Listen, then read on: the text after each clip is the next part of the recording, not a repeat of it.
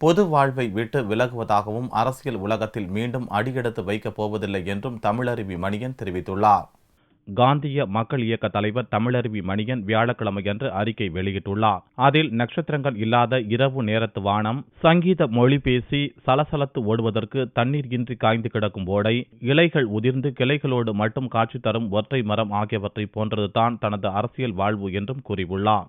இயன்றவரை தனது நெடிய அரசியல் வாழ்வில் கரையற்று களங்கமற்று நேர்கோட்டில் நடந்திருப்பதாகவும், நேர்மைக்கு புறம்பாகவும் அறத்துக்கு மாறாகவும் ஒற்றை காசை கூட யாரிடமும் கை நீட்டி பெற்றதில்லை என்றும் பெருமிதத்துடன் கூறினார். பெருமிதத்துடன் தனது பொது வாழ்வுக்கு முற்றுப்புள்ளி வைக்கிறேன் என்றும் தெரிவித்துள்ளார். அத்துடன் காந்திய மக்கள் இயக்கத்தின் சார்பில் தேர்தல் களத்தில் நின்ற வேட்பாளர்கள் 2000 ஓட்டுகளை கூட பெற முடியாமல் போனால் பொது வாழ்வில் இருந்து முற்றாக விலகி விடுவேன் என்று அறிவித்திருந்தபடி இந்த முடிவை மேற்கொண்டிருப்பதாக விளக்கம் அளித்துள்ளார். இறப்பு தன்னை தழுவும் இறுதி நாள் வரை அரசியல் உலகத்தில் மீண்டும் அடியெடுத்து வைப்பதில்லை என்ற முடிவுடன் போகிறேன் என்றும் தமிழருவி மணியன் கூறியுள்ளார்.